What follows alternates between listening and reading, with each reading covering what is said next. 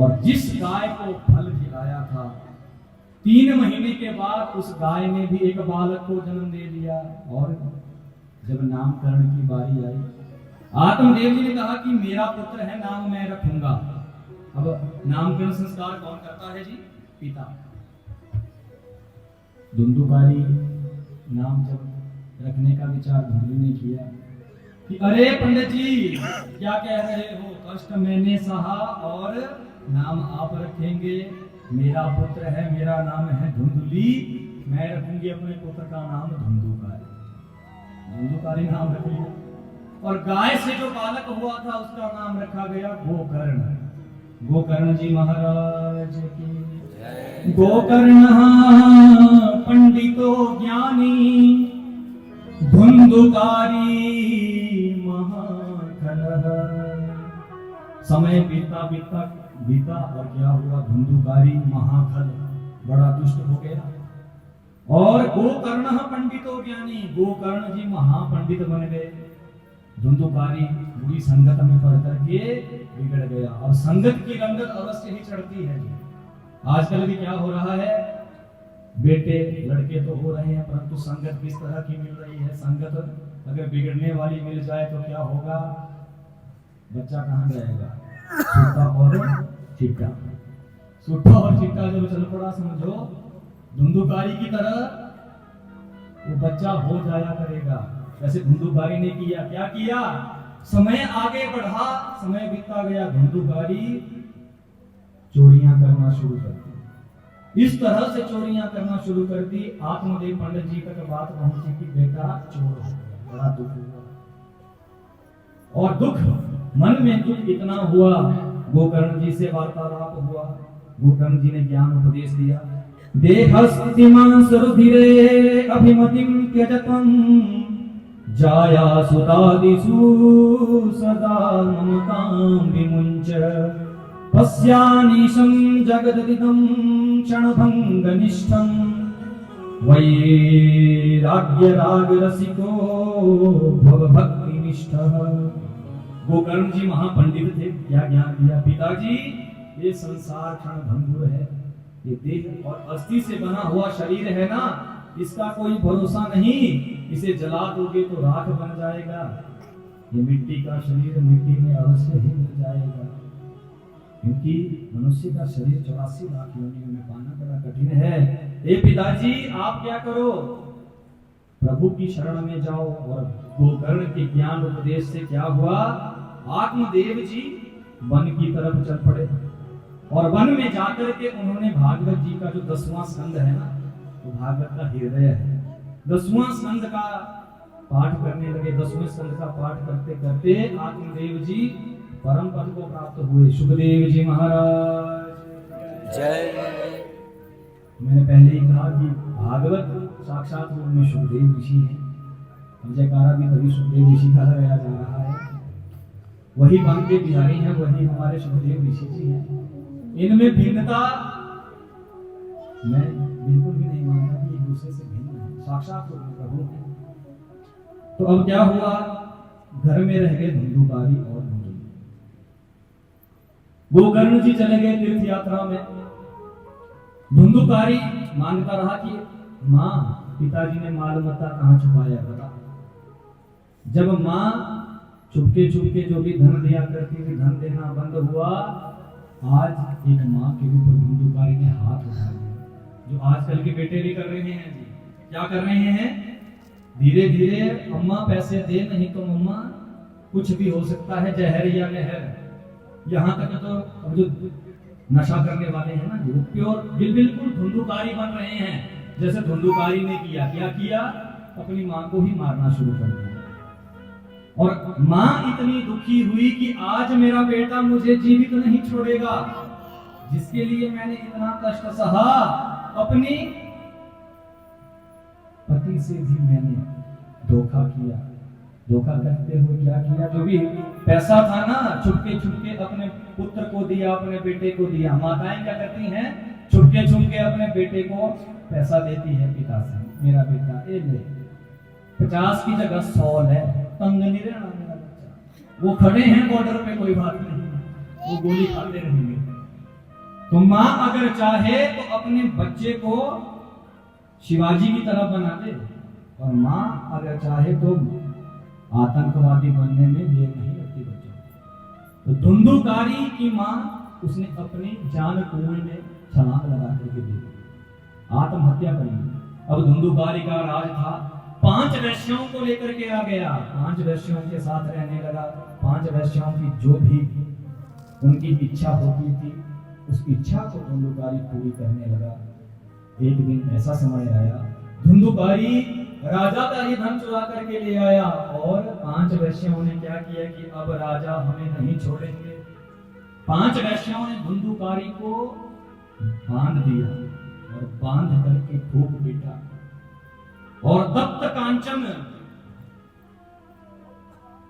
कोयले, जले हुए कोयले उसके मुख में डाल दिए। जब तक प्राण नहीं निकले तब तक उसे प्रताड़ना देती रही, और प्रताड़ना देते देते धुंधुकारी मृत्यु को प्राप्त हुआ।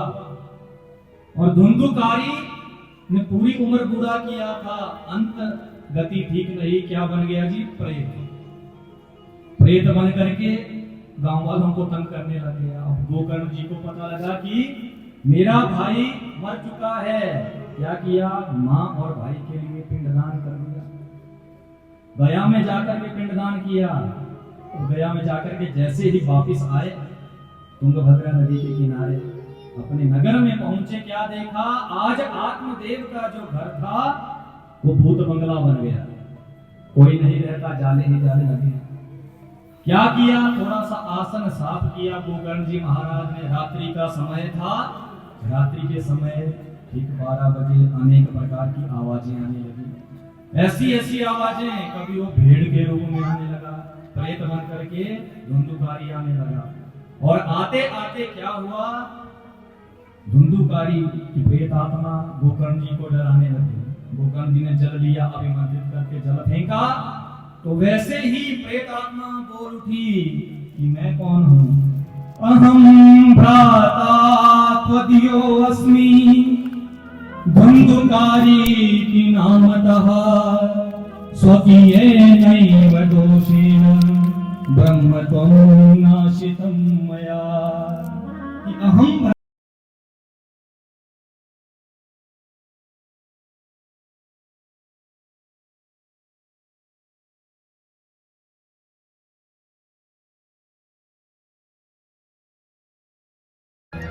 अब गोकर्ण जी महाप्रकांड विद्वान थे। क्या किया? भगवान भुवन भास्कर को, सूर्य नारायण को प्रणाम किया। बोले सूर्य नारायण महाराज की जय। सूर्य देव ने एक राह बताई, श्रीमद् भागवतान मुक्तिः सप्ताह वाचनम कुरु। गोकर्ण जी सप्ताह का वाचन करो, श्रीमद् भागवत की कथा सुनाओ। क्या किया गया? श्रीमद् भागवत महापुराण की कथा कहना प्रारंभ की गई। सुंदर आसन लगाया गया। अब सारे श्रोता बैठ गए सुनने के लिए कथा। आषाढ़ मास का समय था, सारे श्रोता सुनने के लिए बैठ गए, परंतु धुंधुकारी प्रेत था, बैठे तो बैठे बैठे था। तो वहां जहां आसन लगाया गया था वहां बांस का वन था। 7 गांठ वाली जो बांस थी, उस बांस में धुंधुकारी के प्रेत आत्मा छोटा सा रूप लेकर के बैठ गए। पहले दिन की कथा हुई, पहली गांठ फटी। अब कहने का भाव क्या है? 7 गांठ, काम, क्रोध, मद, लोभ, अहंकार, ईर्ष्या इत्यादि जो 7 हमारे विकार हैं, ये विकार भागवत की कथा सुनने से दूर हो जाया करते हैं। तो क्या हुआ? अंतिम जब दिन की कथा हुई, धुंधुकारी की प्रेत आत्मा वो देव के स्वरूप प्रकट हुई और भागवत को प्रणाम करने लगी। भागवत भगवान की, सुखदेव जी महाराज की। तो ऐसी भागवत की कथा जिसने प्रेत को भी मुक्ति दे दी। पहले जो बांस था ना, अब आपने देखा होगा जो धुंधुकारी का बांस लगाया जाता है उसे काला कपड़ा या काला झंडा लगाया जाता है। क्यों? पहले वो बांस हरा था, परंतु जैसे ही प्रेत आत्मा उसमें प्रविष्ट हुई, क्या हुआ? वो बांस काला पड़ गया। तब से धुंधुकारी के लिए जो ध्वजा लगाई जाती है वो काले रंग की ध्वजा होती है। तो धुंधुकारी के लिए तो विमान आ गया, परंतु गोकर्ण जी कहने लगे रुको रुको महाराज, कथा सबने सुनी, विमान केवल धुंधुकारी के लिए, ये क्या बात है? बोले श्रवणम तु कृतम सर्वे मननम न कृतम। सुनी तो सबने परंतु मनन केवल धुंधुकारी ने ही की थी, इसलिए धुंधुकारी को विमान आया। आप फिर से कथा कीजिए। श्रावण के मास में गोकर्ण जी ने फिर से कथा प्रारंभ की और क्या हुआ? सभी श्रोताओं के लिए अलग अलग विमान आए थे। ये भागवत की बात है। विमान आना ऐसा नहीं महाराज की मर गए सब, इस भवरूपी समुद्र से पार हो गए, काम क्रोध मद लोभ अहंकार ईर्ष्या से पार हो गए, उन्होंने परमात्मा को पा लिया। तो ऐसे भागवत महापुराण की कथा, भागवत के महात्म्य में यही बताया गया है। सबसे पहले वर्णम पंच विप्राणाम कथा भंग निवृत्तये, 5 विप्रों का ब्राह्मणों का वर्ण करना चाहिए। 5 ब्राह्मण, एक व्यास, एक उपव्यास, जो कि मूल पाठ कर सके, व्यास जी का सहयोग कर सके। अब धीरे धीरे मूल पाठ को भी तिलांजलि दे रहे हैं जी व्यास लोग भी। क्या कर रहे हैं महाराज? कथा तो करनी, परंतु केवल 3 घंटे की कथा। परंतु होता क्या है, जो आवरणी मुझे यजमान जी ने दी है सुखदेव ऋषि के मंदिर में, या कहीं भी आवरणी दी जाती है, वह है मूल पाठ के लिए। कथा कभी कोई पूरी नहीं कर पाया। कथा पूरी कौन कर सकते? किसने की थी पूरी? इन्होंने पूरी की थी और कोई नहीं कर पाया। जो साक्षात सुखदेव थे, साक्षात भगवान ने पर महाराज परीक्षित को कथा सुनाई थी। परीक्षित की तरह श्रोता नहीं हुआ और सुखदेव ऋषि की तरह कोई वक्ता ना हुआ ना होगा। सुखदेव ऋषि महाराज की। तो ऐसे हमारे सुखदेव ऋषि, इनकी महिमा का जो वर्णन है वो कल की कथा में प्रथम स्कंद में सुखदेव जी की उत्पत्ति कहां से हुई, ये सारी कथा आप कल सुनेंगे। आज महात्म्य की कथा है। भागवत की महिमा क्या है? ऐसे ये भागवत की महिमा है। पत्रावल्याम च भोजनम, पलती लगा करके बैठना चाहिए, आसन सिद्ध करके ही कथा सुननी चाहिए। फिर भागवत महापुराण की कथा, इस कथा को सुनने से आपने क्या विचार किया? जो सनत कुमार कथा सुना रहे थे, भक्ति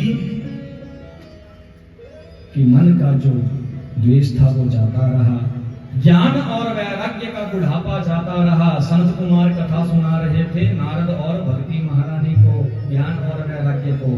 ज्ञान और वैराग्य का बुढ़ापा जाता रहा और भक्ति महारानी बार बार प्रणाम करने लगी। नारद मुनि बार बार प्रणाम करने लगे कि धन्य है ये भागवत की कथा, जो जीते जी को तो तारती ही है, अपितु मरने वाले को भी तार देती है।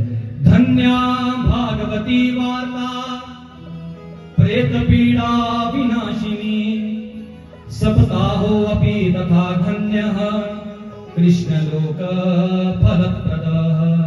कि धन्य है ये भागवत की कथा, जो जीते जी को तो तारने वाली है, अपितु मरने के बाद भी सबको तार देती है। तो यह है भागवत की महिमा।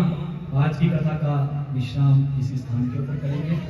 थोड़ा सा समय का हमारा 12 बजे से कल कथा प्रारंभ कर दी जाएगी, 12 बजे से 3 बजे तक। ठीक है महाराज जी, 12 बजे से 3 बजे तक का कथा का समय रहेगा।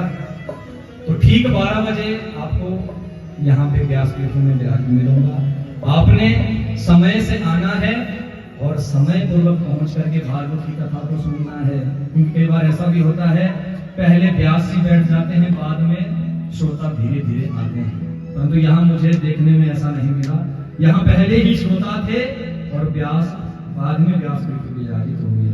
तो ये बहुत अच्छी बात है। आप लोगों के मन में जो देवता के प्रति श्रद्धा है, ये श्रद्धा ऐसी ही बनी रहे और भागवत की कथा में आपकी रुचि बनी रहे। और सायंकालीन